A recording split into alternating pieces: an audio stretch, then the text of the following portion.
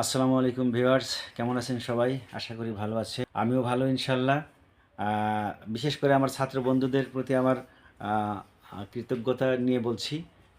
আজকে যদি কেউ নতুন থেকে থাকেন, আশা করা যায় আমরা বেল আইকন চেপে লাইক, শেয়ার, কমেন্ট করব, পাশাপাশি সাবস্ক্রাইব করব বেশি বেশি। তো বন্ধুরা, আজকে যে পর্বে এসেছি, যা নিয়ে বেশি বেশি টেনশন করে ছাত্ররা, তা হলো চার্ট বা গ্রাফ। এটা আসলে কোনো জটিল বিষয় না, অত্যন্ত সহজ। আর এটা লেখার অনেক কৌশল আছে, তার মধ্যে একটা অন্যতম সহজ কৌশল আমরা নিয়ে আজকে আলোচনা করব। দেখা যাক বন্ধুরা, আমরা জানি চার্টগুলো সাধারণত এরকম থাকে অথবা এরকম সাজানো গোছানো থাকে। তো আমরা এখানে দেখে নিই, খালি কোনো রকম নমুনা একটা চার্ট তুলে ধরছি যাতে সহজে শেখা যায়। অনেক সময় লাগবে বিধায় আমরা সময় সংক্ষিপ্ত করার জন্য মাত্র 3টা লেভেল দিয়েছি। আমরা প্রথমে আমাদের কাজ হবে চার্টটা ভালো করে বুঝে নেওয়া। এখানে দুর্বলতা থাকলে কিন্তু একটু মুশকিল, বিষয়টা মনে রাখবেন। আমরা দেখতেছি পন্ডস, এখানে কি রিভার্স সি, তার বোঝা গেল পন্ডসে কত 37%, রিভার্স কত 32%, এখানে দেওয়া আছে, পার্সেন্ট দেওয়া আছে। তো সাধারণত প্রশ্নে যেভাবে থাকে, look at the chart below, look at the chart below, সাধারণত এইভাবে লেখা থাকে, নিচের চার্টের দিকে তাকাও। There has been furnished the average fishes in Roumari Bazar from varieties of sources. এখানে রৌমারি বাজারে যতগুলো মাছ আসে বিভিন্ন বিভিন্ন উৎস থেকে, সেগুলো সম্পর্কে বলা হয়েছে। নাও ডিসক্রাইব ইট ইনটু 150 ওয়ার্ডস।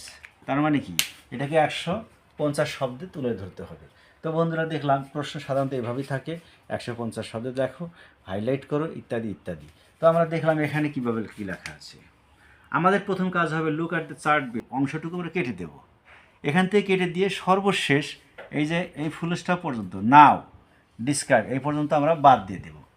দিলে অনায়াসে আমরা মাঝের অংশটুকু তুললেও কিন্তু সমস্যা নাই, কথাগুলো আমরা ব্যাখ্যাগারে তুলে নিতে পারলাম, আমাদের শব্দ বেড়ে গেল, বাক্যটাও হলো। তাহলে আমরা যেখানে যা আছে, there has been furnished the average fishes in Roumari Bazar from varieties of sources লেখে না, there has been furnished the average fishes in Roumari Bazar from varieties of sources, এটা লিখে ফেলেছি।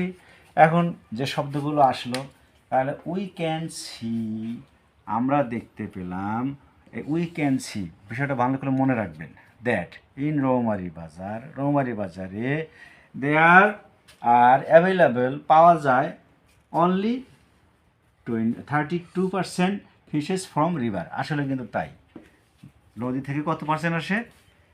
মাত্র 32%। আচ্ছা, তারপর rivers and 33% fishes from sea level. সে আবার 37% আসে কত?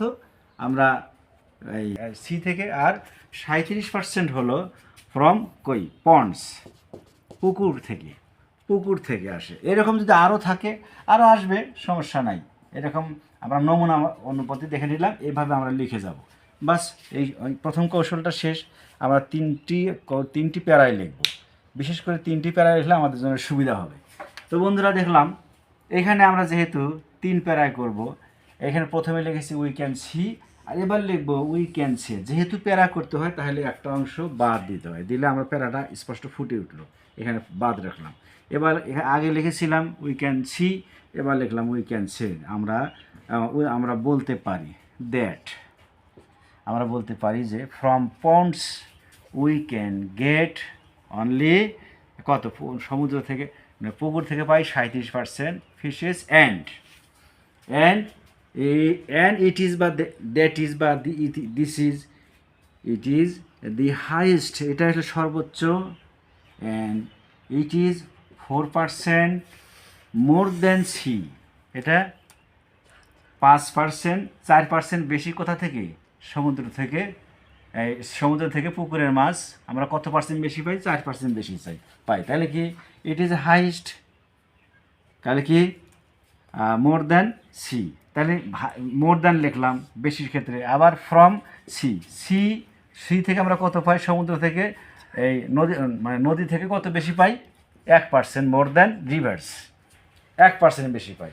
ঠিক এইভাবে কি আমরা আরও থাকবে, অবশ্যই থাকবে, সব মিলে আমাদের এখানে একটা এই প্যারাতে আমাদের অন্তত পক্ষে 45 থেকে 55টা শব্দ ইনশাল্লাহ আমরা পেয়ে যাব। তার মানে 50 শব্দ, 3 50 100। ঠিক এভাবেই বন্ধুরা আমরা দেখে নেব পরবর্তী চ্যাপ্টারে আসি বা পরবর্তী প্যারায় আসলাম। 3 প্যারায় ভাগ করব। ডাজ মানে এভাবে, ইট ক্যান বি সেড। দেখো বন্ধুরা, উই ক্যান সে, এবার ইট ক্যান বি সেড বলা যেতে পারে দ্যাট। আমরা প্রথম আনলাম মোর দেন দিয়ে, এবার আনবো লেস দেন দিয়ে, খুব সহজ কিন্তু। We can get only 32% from fishes from কোথা থেকে? রিভার্স। এই যে লেখা আছে নদী থেকে কোথায় পাইলাম? মাত্র 32%। ওই আবার লিখলাম ওই কথাটাই। অ্যান্ড ইট মানে ওইটা সাবজেক্ট আনলাম, অ্যান্ড ইট ইজ। এবার আনলাম লেস দেন দিয়ে, লেস দেন সি কত পার্সেন্ট? অনলি 1% কম, বাস আনলাম। আবার এই যে সি, এই সি কোথা থেকে? পুর থেকে কত পার্সেন্ট? মাত্র 4% কম। এই যে sea is 4% less than ponds. বাস বন্ধুরা, কি চমৎকারভাবে কিন্তু আমাদের এটা হয়ে গেল। ঠিক এভাবে ডট দেওয়ার মানে কিন্তু বুঝতে পেরেছেন যে আরও এরকম থাকতে হবে, তা নাহলে 150 শব্দ আসবে না। তাইলে আমরা এখানে ঠিক এই জায়গায় আমরা পেলাম কত? 150 শব্দ। এখানে কিন্তু নমুনা হিসেবে আপনাদের সামনে আলোচনা তুলে ধরা হলো। এখানে অল্প কিছু শব্দ আছে। তাহলে এইভাবে যদি আসে, আমরা লেস দেন দিয়ে যেটা কমের আলোচনা করবো, ওটা কার থেকে কত কম, যার থেকে কত কম সেটা আমরা তুলে ধরবো। বাস হয়ে গেল আমাদের কি শিক্ষা কিন্তু শেষ হয়ে গেল।